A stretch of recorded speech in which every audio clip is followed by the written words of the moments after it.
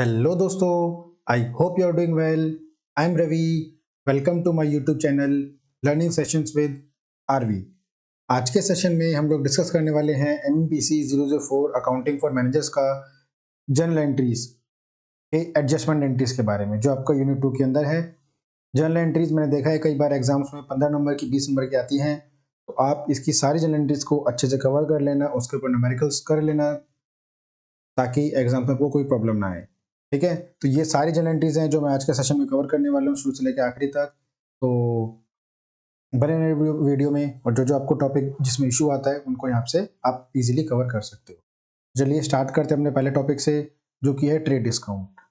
ठीक है, डिस्काउंट काफ़ी तरह का होता है। ट्रेड डिस्काउंट रहता है, कैश डिस्काउंट रहता है, और भी चीज़ों को डिस्काउंट रहते हैं। तो ट्रेड डिस्काउंट जो रहता है usually allowed on the list price of the goods. It may be allowed by the producer to wholesaler, by wholesaler to the retailer. मतलब जो ये ट्रेड डिस्काउंट होता है, कभी प्रोड्यूसर जो होता है होलसेलर को देता है, या होलसेलर कभी आगे रिटेलर को देता है। कब देते हैं? जब लार्ज क्वांटिटी में हम लोग गुड्स परचेज करते हैं। ठीक है, अब इस ट्रेड डिस्काउंट की बुक्स में कैसे एंट्री की जाती है अकाउंट्स के बुक में। जैसे कि हमारा एग्जांपल दिया हुआ है, हमने purchase goods of list price 8000, हमने 8000 की बुक्स में 8000 की हमने गुड्स परचेज किए हैं, उस पर 15% ट्रेड डिस्काउंट दिया है फ्रॉम एक्स। तो हम इसकी जर्नल एंट्री कैसे करेंगे? ठीक है, तो अब देखो, अब हमने एक्स से परचेज किया, तो हम ये मान लेते हैं कि हम वाई की बुक्स में एंट्री कर रहे हैं। वाई ने गुड्स को परचेज किया है। ठीक, हमेशा ध्यान रखना, जब भी हम गुड्स परचेज करते हैं तो बच्चे क्या गलती करते हैं, उसको गुड्स अकाउंट लिख देते हैं। हम जिस चीज का कोर बिजनेस कर रहे हैं, जिस भी चीज का कोर बिजनेस कर रहे हैं, जो हमारा बिजनेस है प्रॉपर, तो उसमें जब भी हम गुड्स को परचेज करते हैं तो हम परचेज अकाउंट लिखेंगे, अगर सेल करते हैं तो सेल्स अकाउंट लिखेंगे। गुड्स अकाउंट कुछ होता ही नहीं है। ठीक है, तो इस चीज का बच्चे ध्यान रखना अच्छे से कि गुड्स अकाउंट नहीं लिखना है। अगर हम परचेज कर रहे हैं तो हमें हमेशा क्या लिखना है? Purchase account. ठीक है, अब दिक्कत कहाँ आती है कि अगर हम इन्वेंट्री परचेज कर रहे हैं तो परचेज अकाउंट लिखना है, लेकिन अगर हम फर्नीचर परचेज कर रहे हैं तो फर्नीचर अकाउंट लिखेंगे, अगर हम बिल्डिंग खरीदे तो बिल्डिंग अकाउंट लिखेंगे, लैंड एंड बिल्डिंग अकाउंट जो भी है। लेकिन अगर हम गुड्स परचेज कर रहे हैं तो वहां पे हमें गुड्स अकाउंट नहीं लिखना है, परचेज अकाउंट लिखना है। ठीक, वापस क्वेश्चन पे आते हैं। Purchased goods of list price 8000 rupees at 15% discount from the X. हमने एक्स से 15% डिस्काउंट पे गुड्स परचेज किया है। ठीक, अब यहाँ पे अगर हम लोग अपने जो भी गोल्डन रूल्स थे उनको अप्लाई करते हैं, तो हमारा एक्स क्या हो जाएगा यहाँ पे? Personal account. ठीक है, पर्सनल जो नेचुरल पर्सनल अकाउंट था वो हो जाएगा। तो पर्सनल अकाउंट का हमारा रूल क्या था? Debit the receiver, credit the giver. ठीक, तो हम लोग यहाँ पे एक्स को पे कर रहे हैं, तो एक्स को पे कर रहे हैं तो एक्स कहां पे जाएगा? क्रेडिट में। ठीक, और परचेज अकाउंट क्या है हमारा? रियल अकाउंट है, और रियल अकाउंट का क्या था? Debit what comes in, credit what goes out. तो परचेज क्या हो जाएगा हमारा? डेबिट हो जाएगा। तो हमारा देखो टैली भी हो रहा है 6800 और हमारे दोनों जो रूल्स है रियल अकाउंट के और पर्सनल अकाउंट के, वो भी यहाँ पे अप्लाई हो रहे हैं। ठीक, अमाउंट 6800 कहाँ से आया कि 8000 का 15% आपका 1200 हो जाएगा, और 1200 हम डिस्काउंट माइनस करके यहाँ पे लिख लेंगे। ठीक है, डिस्काउंट ट्रेड डिस्काउंट की ये हमेशा याद रखना कि ट्रेड डिस्काउंट को हम बुक्स में नहीं मेंशन करते हैं। आप नरेशन में मेंशन कर सकते हैं नीचे, और नरेशन बहुत इंपॉर्टेंट होती है, ध्यान रखना। नरेशन आप लिखोगे तो उसके मार्क्स नहीं होते हैं, लेकिन अगर नहीं लिखोगे तो मार्क्स कटेंगे जरूर। तो ये ध्यान रखना, नरेशन आपको कंपलसरी लिखनी है जर्नल एंट्रीज में, क्योंकि अगर नहीं लिखोगे तो मार्क्स कटते हैं। तो बीइंग गुड्स, ये बीइंग से स्टार्ट करना होता है। Being goods purchased at 15% trade discount less list price. ठीक, वो आप अपनी मर्जी से कुछ भी बना सकते हैं, थोड़ा ऊपर नीचे होगा चलेगा, बस वो सेंटेंस पढ़ के समझ आना चाहिए कि ऊपर जर्नल एंट्री किस चीज की है आपने। ठीक है, ऐसा कोई स्पेसिफिक कोई फॉर्मूला नहीं है, या कोई स्पेसिफिक स्टेटमेंट नहीं है कि वही लिखना होता है। अब बीइंग से स्टार्ट करके बस आप इस तरह से लिखो कि जो ऊपर आपने एंट्री की है वो नीचे समझ आनी चाहिए कि किस चीज की एंट्री हुई है। ठीक, चलिए अगला चलते हैं, कैश डिस्काउंट। ट्रेड डिस्काउंट की हम बुक्स में एंट्री नहीं करते, लेकिन कैश डिस्काउंट की करते हैं। ठीक है, वो किस तरीके से करते हैं बुक्स में अकाउंट में एंट्री, वो देखते हैं। कैश डिस्काउंट समझिएगा कि मतलब से क्या होता है, कंसेशन होता है जो कि एक सेलर जो होता है बायर को प्रोवाइड करता है। क्यों प्रोवाइड करता है? एनकरेज करने के लिए, ताकि अर्ली कैश पेमेंट मिल सके। ठीक है, एग्जाम्पल देखते हैं। X owes 6,000 rupees to Y, he pay 5,950 in full settlement against the amount due. ठीक है, तो बाकी 50 रुपए क्या हुआ? Cash discount. अब इसकी एंट्री कैसे करेंगे बुक्स ऑफ अकाउंट में? वाई क्या हो गया? सबसे पहले देखो तो वाई हमारा पर्सनल है, पर्सनल अकाउंट है, रियल अकाउंट है या नॉमिनल अकाउंट है? बताओ। वाई हमारा रहेगा पर्सनल अकाउंट, पर्सनल भी नेचुरल पर्सनल अकाउंट। ठीक है, उसकी एंट्री क्या थी? Debit the receiver credit the giver. यहाँ वाई पैसा रिसीव कर रहा है तो वाई क्या हो जाएगा? Debit the receiver. ठीक, कैश अकाउंट क्या हमारा? रियल अकाउंट हो गया। Real account debit what comes in, credit what goes out. Cash पे कर रहे हैं तो वो क्या हो जाएगा हमारा? 5,950 पैसा जा रहा है तो क्रेडिट हो जाएगा। अगला क्या है? Discount received. ये क्या है? इनकम। ठीक, नॉमिनल अकाउंट का फॉर्मूला क्या था? Debit all the expenses and losses and credit all the incomes and gains. तो डेबिट डिस्काउंट रिसीवर है वो क्या हमारे लिए? गेन। तो उसको 50 रुपये में डाल देंगे, टोटल 6,000 यहाँ पे हो गया, दोनों को मिला के टोटल 6,000 यहाँ हो गया, तो टैली हो गया डेबिट क्रेडिट हमारा। और हम लोग एंट्री क्या करेंगे? Cash paid and discount received. या इसको थोड़ा अच्छा लिखना है तो cash paid to X and discount received. ठीक है, इजी है। ट्रेड डिस्काउंट की हम लोग एंट्री नहीं करते हैं बुक्स में, अकाउंट्स में, और कैश डिस्काउंट की एंट्री करनी होती है। तो मैंने दोनों सिचुएशन आपको बता दी है कि उसमें एंट्री किस, ट्रेड डिस्काउंट मिले तो एंट्री किस तरीके से होनी है, और कैश डिस्काउंट मिले तो किस तरीके की एंट्री करनी है। ठीक है, दोनों को अच्छे देख लेना। आगे चलते हैं। अगला है हमारा goods distributed as free sample. ठीक, गुड्स को हम लोग एज अ सैंपल एडवर्टाइजमेंट के लिए भी देते हैं, कभी कभी चैरिटी में भी देते हैं। ठीक, बहुत तरीके होते हैं। जब बिजनेस में कभी हम लोग गुड्स को फ्री में दे देते हैं तो वो हमें रीजन मेंशन करना होता है, और अकाउंट्स में उसकी एंट्री कैसे करेंगे वो हम यहाँ देख लेते हैं। जैसे कि उन्होंने एक एग्जांपल दिया है कि goods of 8,000 rupees costing 8,000 rupees distributed as a free sample to record this transaction following entry will be passed. Advertisement क्या हो गया? हमारा एक्सपेंस हो गया। तो नॉमिनल अकाउंट क्या बोलता है? Debit all the expenses and losses and credit all the income and gains. Advertisement account क्या हो गया? हमारा एक्सपेंस हो गया तो डेबिट हो गया, और क्रेडिट में परचेज अकाउंट आ जाएगा। परचेज अकाउंट क्या है? हमारा रियल अकाउंट है। रियल अकाउंट में क्या होता है? Debit what comes in, credit what goes out. हमारा स्टॉक जा रहा है तो क्रेडिट कर दिया। ठीक है, नरेशन में क्या लिख दिया? Being goods distributed as free sample. ठीक है, ये डेबिट क्यों हुआ, क्रेडिट क्यों हुआ, वो समझ आ रहा है आपको? क्योंकि जो गोल्डन रूल्स हैं अच्छे से पढ़ लो, मैंने लास्ट सेशन में समझाया आपको अच्छे से। जो हमारे 3 अकाउंट्स हैं, personal account, real account, nominal account, उनके रूल्स को अच्छे से ध्यान में समझ लो, पढ़ लो।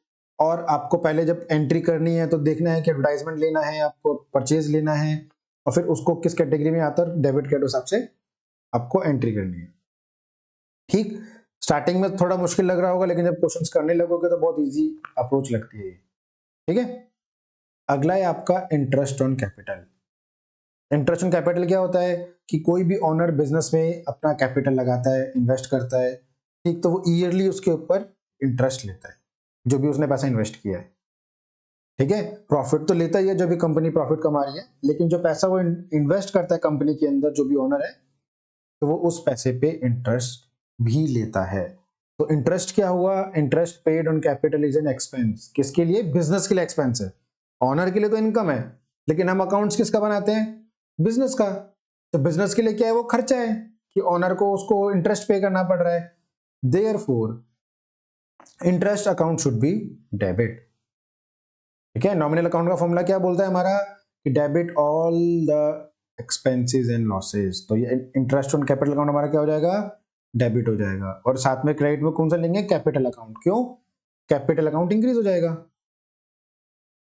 ठीक है, लाइबिलिटी देखो, मैं एक दूसरा ट्रिक और बताता हूं। अगर आप लोगों को नॉमिनल, अगर आप लोग थोड़ा personal account, real account, nominal थोड़ा कंफ्यूज हो रहे हो, तो मैं आपको एक छोटा सा ट्रिक और बता देता हूं। अगर लाइबिलिटी कभी भी बढ़ती है तो वो डेबिट होती है, नहीं रुको मैं उल्टा बोल रहा हूँ, असेट्स कभी भी इंक्रीज होते हैं तो डेबिट होते हैं, और असेट्स कभी भी डिक्रीज होते हैं तो वो क्रेडिट होते हैं। लाइबिलिटी कभी भी बढ़ती है तो वो क्रेडिट होती है, और लाइबिलिटी कभी भी घटती है तो वो डेबिट होती है। ठीक, तो कैपिटल क्या है बिजनेस के लिए? लाइबिलिटी है। ठीक है, बिजनेस के लिए कैपिटल हमेशा लाइबिलिटी होती है, क्योंकि उधार दिया एक तरह से ओनर ने उसको, तो अब उसमें इंटरेस्ट की एंट्री हम कर देंगे तो कैपिटल इंक्रीज हो जाएगा ओनर का। तो लाइबिलिटी अगर इंक्रीज हो रही है तो क्या होगा हमारा? क्रेडिट। तो कैपिटल अकाउंट क्या होगा? Credit. Being capital account paid to the owner. ठीक, आप ये फॉर्मूला भी अप्लाई कर सकते हो कि लाइबिलिटी बढ़े तब क्या होता है, घटे तब क्या होता है, असेट्स बढ़े तब क्या होता है, और घटे तब क्या होता है। ये भी इजी अप्रोच है अगर आपको इसमें नहीं पढ़ना तो। ठीक है, इंटरेस्ट चार्ज ऑन ड्राइंग्स। सबसे पहले कुछ लोगों को पता ही नहीं होगा ड्राइंग्स क्या होता है, जिनको नहीं पता उनको समझा देता हूं कि जिस तरीके से ओनर अगर पैसा कंपनी में इन्वेस्ट करता है, ठीक है, अगर पैसा वो इन्वेस्ट करता है तो उसको हम क्या बोलते हैं? कैपिटल। लेकिन अगर वो पैसा बिजनेस से वापस लेता है किसी भी तरीके से, कि जो कंपनी में गुड्स हैं, जैसे मान लो कि किसी की कपड़ों की दुकान है तो अपने पहनने के लिए 4 शर्ट लेके चला गया, ठीक है, टॉयज की शॉप है तो अपने बच्चों के लिए 2 टॉयज ले गया, तो वो किस में आता है? ड्राइंग्स में आता है। ठीक, ड्राइंग सिर्फ गुड्स ही नहीं, मान लो वो कैश लेके चला गया 10,000 रुपए, उसने अपने पर्सनल यूज के लिए जो बिजनेस का पैसा है वो यूज कर लिया, उसकी एंट्री तो करनी पड़ेगी ना। तो उसकी एंट्री हम कैसा करते हैं? As a drawings account. ठीक है, अब जैसे अगर हम कैपिटल ओनर से ले रहे हैं उस पर इंटरेस्ट देंगे तो ड्राइंग्स पे इंटरेस्ट लेगा बिजनेस, बिजनेस क्यों छोड़ेगा? तो वो इंटरेस्ट ऑन ड्राइंग्स क्या हो जाएगा? इनकम। बिजनेस के लिए क्या हो जाएगा? Income. If interest is charge on the drawing then it will be increase in the income to the business. ठीक है, क्योंकि हमने उधार दिया ओनर को ड्राइंग्स के तौर पे, तो अब उस पर इंटरेस्ट जो लगेगा वो भी क्या होगा? क्रेडिट होगा। क्यों? इनकम क्रेडिट होता है। ठीक, जो हमारा नॉमिनल अकाउंट वाला फॉर्मूला था वो क्या बोलता है? Debit all the expenses and losses and credit all the incomes and gains. तो ये इनकम है, तो इनकम क्या होगी हमारी? क्रेडिट होगी, इंटरेस्ट ऑन ड्राइंग्स। और वो किस में डेबिट होगी? या तो आप उसे ड्राइंग्स अकाउंट में कर लो या कैपिटल अकाउंट में कर लो, एक ही बात है। ठीक है, चलिए आगे चलते हैं। अगला है हमारा डेप्रिसिएशन। जिन लोगों को डेप्रिसिएशन मतलब नहीं पता तो पहले वो समझा देता हूँ। डेप्रिसिएशन क्या होता है कि हम मान लो कोई भी मशीन या कोई भी मतलब हम लोग वो परचेज करते हैं एसेट, ठीक है, मशीनरी में क्या हुआ कि हमने इसको 5 लाख की खरीदी। कब खरीदी? 2022 में। तो क्या 2023 के एंड में उसकी वैल्यू 5 लाख ही रहेगी? क्योंकि हम उसको यूज कर रहे हैं ओवर द टाइम, उसको उसका मतलब 1 साल हमने इस्तेमाल कर ली, ठीक, वेयर एंड टीयर मतलब यूज करके वो थोड़ा पुरानी हो जाती है और इसकी एफिशिएंसी भी कम हो जाती है। ठीक, तो बहुत सारे रीजंस होते हैं कि टाइम टू टाइम जो है आपकी एसेट्स की वैल्यू कम होती है। ठीक, तो जो एसेट की वैल्यू आपके पहले 5 लाख थी अब 4 लाख बची है, इसको हम क्या बोलते हैं? डेप्रिसिएशन। ठीक है, आपके असेट्स की वैल्यू जो टाइम टू टाइम कम होती रहती है, उसकी रीजन होते हैं बहुत सारे, उसको यूज कर लिया टाइम गैप की वजह से, ठीक है, और भी वेयर एंड टेयर मतलब रीजंस रहते हैं जो भी, तो आपके जो भी असेट्स की वैल्यू कम होती है किसी भी वजह से, तो उसको क्या बोलते हैं? डेप्रिसिएशन। ठीक, depreciation is the gradual permanent decrease in the value of assets due to wear and tear and many other causes. हम उसको यूज कर रहे हैं, मशीन पुरानी हो रही है, अगर आप मशीन ला के उसे 2 साल रखोगे भी तो भी उसकी वैल्यू कम हो जाएगी, सेम वैल्यू तो नहीं, क्योंकि टेक्नोलॉजी अपडेशन हो गया मार्केट में, अब वो मशीन उतनी वैल्यू नहीं रही, अब नई मशीन उससे सस्ती में आ रही है। तो बहुत सारे रीजन हो रहे हैं डेप्रिसिएशन के। ठीक है, इन शॉर्ट मतलब कहने का मतलब वो ये कि आप कोई मशीन अगर 5 लाख के उधर 22 में लाओगे तो 23 में उसकी वैल्यू कम होनी ही है, भले आपको यूज करो मत करो या कितना भी यूज करो उसके हिसाब से और वैल्यू कम हो जाती है। ठीक, तो डेप्रिसिएशन क्या हुआ एक बिजनेस के लिए? एक्सपेंस, और एक्सपेंस के हम लोग क्या करते हैं? डेबिट। ठीक है, डेप्रिसिएशन अकाउंट डेबिट टू, और कम क्या हुआ हमारा, asset to asset account. Asset मतलब चाहे मशीनरी है या जो भी चीज है, फर्नीचर हो गया, प्लांट एंड मशीनरी हो गया, जो भी आपका जिस पर डेबिशन लग रहा है तो वो क्रेडिट हो जाएगा। ठीक है, ये मैंने यहाँ पे वो गलत लिखा हुआ है, यहाँ पर डाल देंगे डेप्रिसिएशन चार्ज ऑन एसेट्स। ठीक, चलिए अगला है हमारा बैड डेट्स। तो पहले जानेंगे बैड डेट्स क्या होता है। बैड डेट्स होता है कि मान लो कि आपने कोई भी ऑनर ने या बिजनेसमैन ने कोई भी अपने गुड्स को सेल किया, किसको सेल करेंगे, डेटर्स को। ठीक है, हमने 80,000 रुपए के गुड्स सेल किए, कोई भी राम ले लो, राम श्याम रोहन सोहन जो आपको मन करे, 80,000 के गुड्स हमने राम को सेल करे। ठीक, हमने उधार पे दिए थे और राम ने बोला कि मैं इनको आगे सेल करूंगा और जब मेरे को उसकी वैल्यू मिलेगी तो मैं आपको आपके पैसे वापस कर दूंगा। लेकिन ऐसा नहीं हुआ, राम ने पैसे दिए ही नहीं। राम ने हमसे गुड्स तो ले लिए, लेकिन जब 2 महीने बाद हमसे पैसे लेने के तो उसने बोला भाई मैं तो कंगाल हो गया, मेरे तो बिजनेस डूब गया, मेरे तो पैसे है नहीं देने के लिए। उसको हम लोग अकाउंट्स की भाषा में इंसॉल्वेंट बोलते हैं। ठीक है, कंगाल होना, अकाउंट्स में दिखा देना कि मेरे पास पैसे नहीं है पे करने के लिए, बिजनेस बंद हो गया है। ठीक है, बिजनेस लॉस में है, या भी बंदर ही में डाई, या बिजनेस बंद हो गया, वो मर गया है, जो भी चीज, मतलब कोई भी रीजन हो सकता है, एक्स एंड वाई। ठीक, कोई भी रीजन हो सकता है कि वो पैसा जो हमने किसी को गुड्स उधार पे दिए थे, वो डेटर हमारे पैसे वापस नहीं कर रहा, तो उसको हम सेक्शन में क्या बोलते हैं, उन अकाउंट्स को बैड डेट्स। तो बैड डेट हमारे लिए क्या हुए, लॉस। ठीक है, sometimes a debtor of business fail to pay the amount due from him. Reasons may be many. कोई भी रीजन हो सकता है, वो इंसॉल्वेंट हो गया या वो मर गया। ठीक, तो such irrevocable amount is a loss to the business. तो क्या हुआ, बिजनेस के लिए लॉस हुआ, और लॉस का हम क्या करते हैं, नॉमिनल अकाउंट का हमारा फॉर्मूला क्या बोलता है, debit all the expenses and losses. तो डेटर्स क्या हो जाएंगे, डेबिट, और हम चार्ज कहां से करेंगे, डेटर्स अकाउंट से, डेटर अकाउंट हमारे कम हो जाएंगे। ठीक है, अगला है हमारा एंट्री है बैड डेट्स रिकवर्ड की, कि मान लो कि ऑनर ने कोई उसी क्वेश्चन को आगे कंटिन्यू कर लीजिए, हमने पिछले स्लाइड में बताया था कि हमने राम को 80,000 के गुड्स सेल किए थे। ठीक, राम ने वो देने से मना कर दिया, राम ने बोला भाई मेरा तो बिजनेस बंद हो गया है, मैं पैसे नहीं दे सकता, और शटर गिरा के चला गया अपने बिजनेस का। ठीक, लेकिन 6 महीने बाद राम आता है, ठीक, कि मैंने कोई प्रॉपर्टी बेची अपनी, मैं धंधा वापस से स्टार्ट कर रहा हूं, मुझे आपके साथ वापस रिलेशन रखने हैं, तो जो आपके पैसे थे मैं आपको वापस कर रहा हूं और आगे अपना बिजनेस दोबारा से स्टार्ट कर लेते हैं।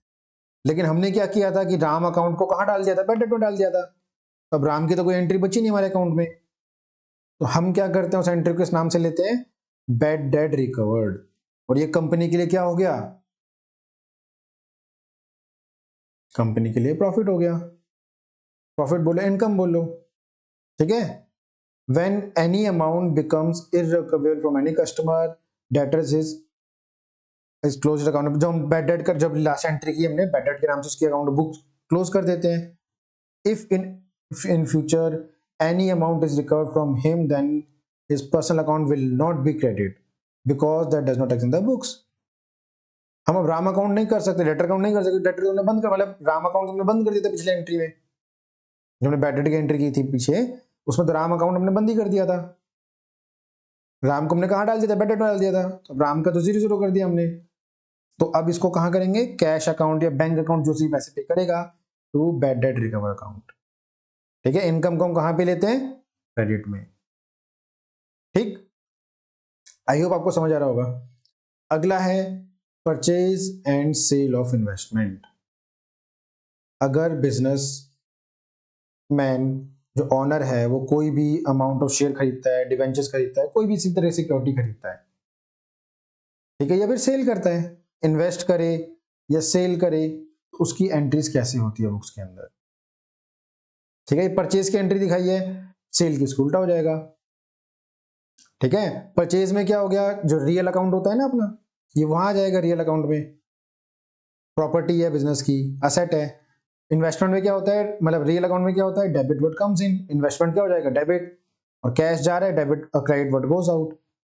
अगर सेल कर देंगे तो cash account, debit what comes in, cash आ रहा है, debit, credit what goes out, क्या जा रहा है, इन्वेस्टमेंट, जो भी शेयर है जो भी है वो क्रेडिट हो जाएगा। सिंपल। चलो आगे बढ़ते हैं। अगला है loss of goods by fire, accident and theft. अब बिजनेस में suffer loss of goods on account of fire, theft, accident. कोई भी रीजन हो सकता है, फैक्ट्री में आग लग गई, चोरी हो गई, कोई एक्सीडेंट हो गया, ठीक, तो it is a business loss and a nominal account. It also reduce the goods at cost price, increase the loss expense of the business. ठीक है, यहाँ पे दो तीन चीजें होती हैं। पहला क्या कि गुड्स हमारी कम हो गई, रिड्यूस द गुड्स, और आपका जो लॉस है वो बढ़ जाता है, एक्सपेंस बढ़ जाते हैं। ठीक है, इसकी बेसिक एंट्री क्या होगी, loss by fire account debit to purchase account.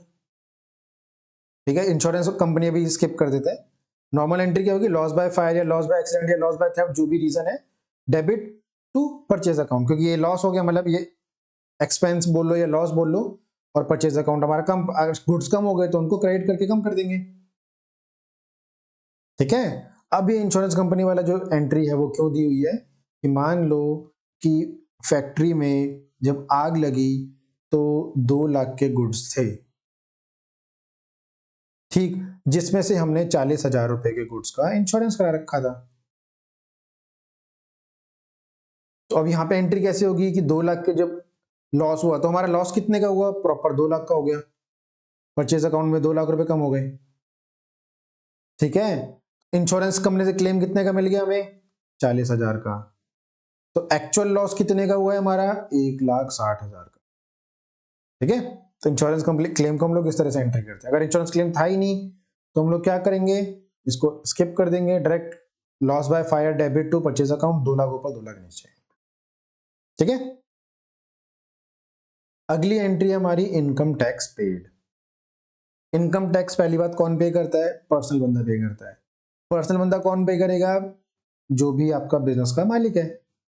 तो ऑनर अगर इनकम टैक्स पे कर रहा है तो किसका पे कर रहा है, पर्सनल, अपना पे कर रहा है।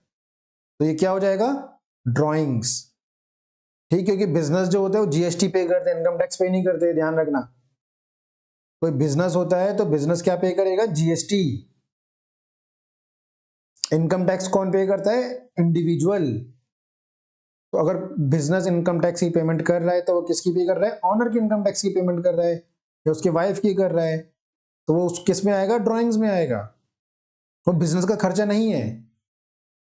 ठीक, तो income tax paid should be debit to capital account या ड्रॉइंग्स अकाउंट, और क्रेडिट कर देंगे कैश से, कैश दे रहे जो भी चेक दे रहे हैं बैंक अकाउंट हो जाएगा।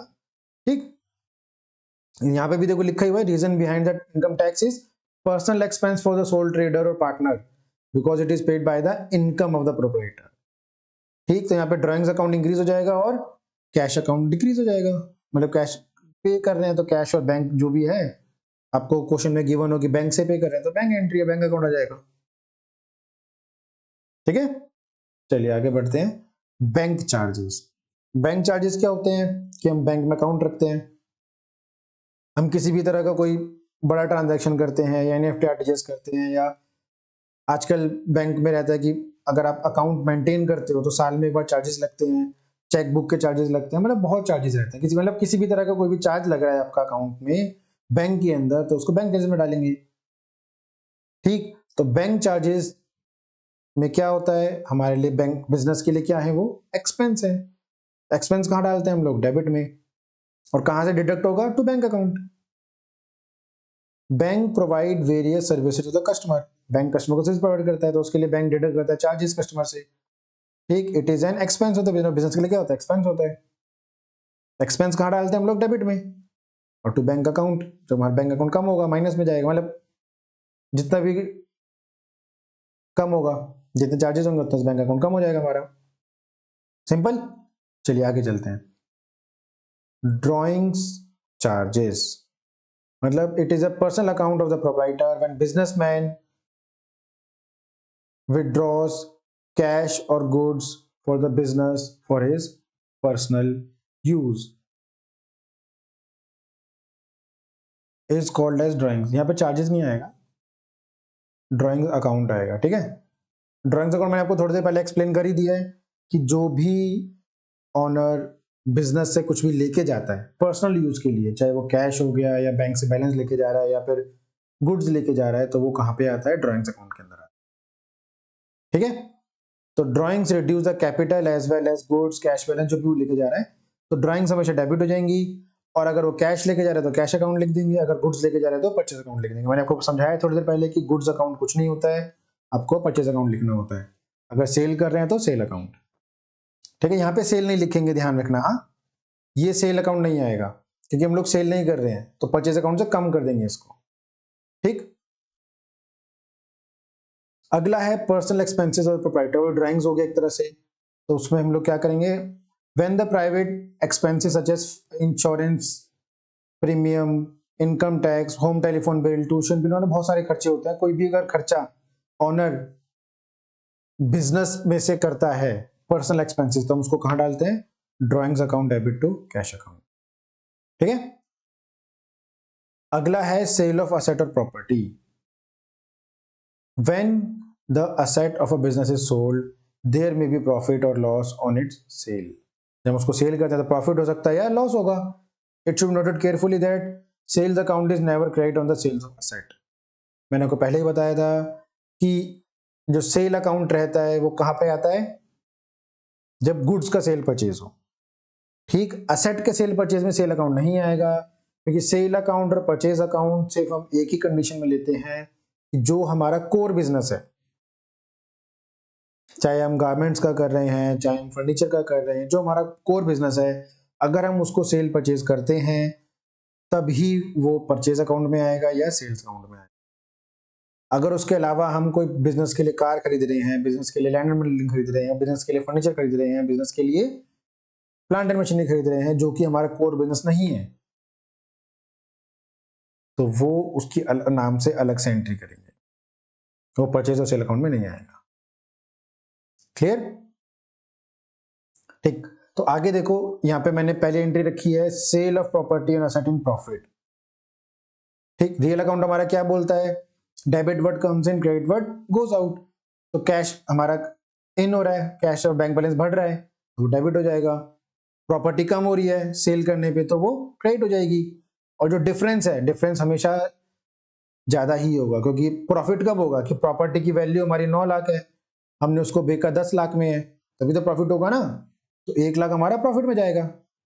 अगर इसका उल्टा हो गया, देखो प्रॉफिट तो हम याद ही होगा आप लोगों को, नॉमिनल अकाउंट का जो भी फॉर्मूला है कि debit all the income and losses and credit all the profit and gains, income and gains, ठीक। वो चीज यहाँ फॉलो होती है। लॉस हमारा क्या हो गया, डेबिट होगा। जैसे कि हमारा मान लो 9 लाख का हमारी प्रॉपर्टी थी, हमने उसे 8 लाख में बेचा, तो 1 लाख का हमारा क्या हो गया, लॉस हो गया। Debit what comes in, cash आ रहा है तो डेबिट हो गया। Credit what goes out, property जा रही है तो वो क्रेडिट हो गई। और एक्सपेंस क्या होता है हमारा, डेबिट, ठीक है। नरेशन लिख दी, being sales of profit assets and loss. Clear, easy था। आगे बढ़ते हैं।